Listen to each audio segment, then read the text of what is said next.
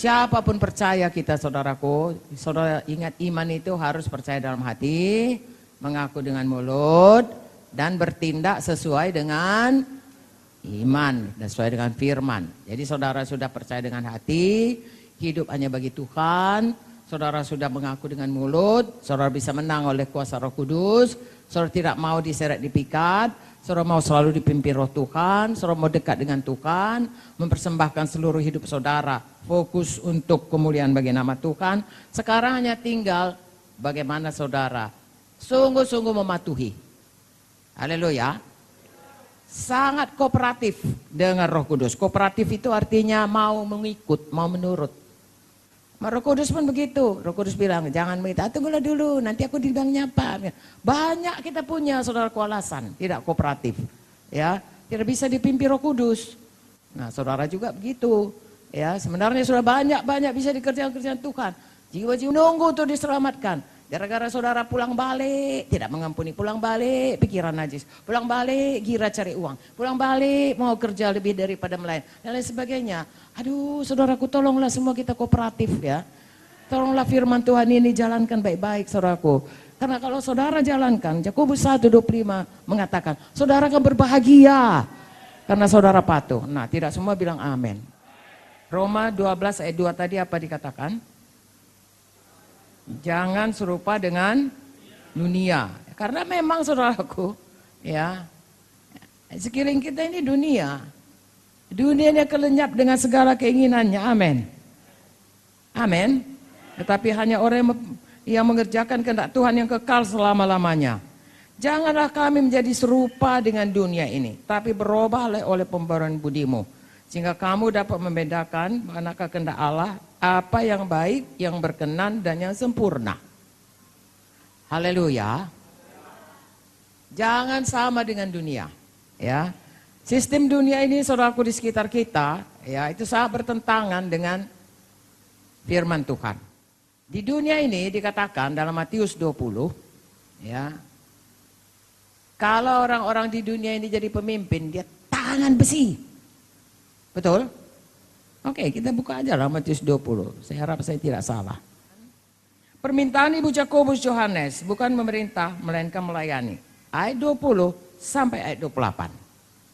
Kita baca sama-sama. 1, 2, 3. Maka datanglah ibu anak-anak Zebedius dan anak-anaknya itu kepada Yesus.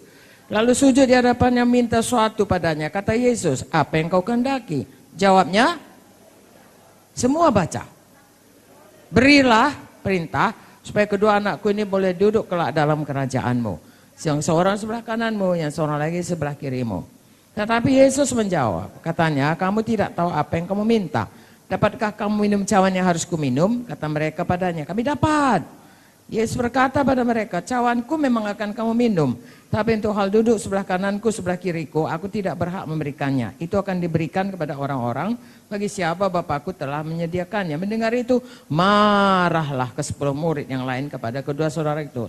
Ayat 25, perhatikan pengajaran Tuhan. Tetapi Yesus memanggil mereka lalu berkata, kamu tahu bahwa pemerintah bangsa-bangsa memerintah rakyatnya dengan tangan besi. Dan pembesar-pembesar menjalankan kuasanya dengan keras atas mereka. Tidaklah demikian di antara kamu. Barang siapa ingin menjadi besar di antara kamu, hendaklah ia menjadi pelayanmu. Barang siapa ingin menjadi terkemuka di antara kamu, hendaklah ia menjadi hambamu. Sama seperti anak manusia, datang bukan untuk dilayani, melainkan untuk melayani. Dan untuk memberikan nyawanya bagi tebusan bagi banyak orang. Beda enggak dunia dengan kerajaan sorga? Jelas dikatakan di sini. Nah, orang ini bertengkar. Ya. Nah, kalau memang dia mau itu untuk kemuliaan Tuhan, ya oke, itu untuk. Tapi kalau mau dia mengatasi dirinya atas rakyat, atas murid-murid yang lain, saudara mendengar ini, marah yang lain. Ya, dia merasa mereka mau menyombongkan diri. Nah, ini lagi saudaraku. Lalu Tuhan Yesus kemudian mengajari mereka dan berkata, ya, kalau dunia ini, maka siapa yang jadi pemimpin pakai tangan besi. Pembesarnya kuasa yang keras. Merentah. Tetapi kalau tidak demikian di antara kamu.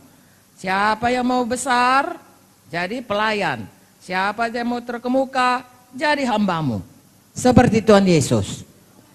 Datang bukan untuk dilayani, tapi melayani. Haleluya. Firman Tuhan ini tadi berkata, saudaraku, tidak sama dunia dengan Tuhan, dengan kerajaan Tuhan. Baharui budimu. Ini salah satu contoh. Amin, saudaraku. Banyak contoh yang lain. Itu sebabnya kita baca Alkitab.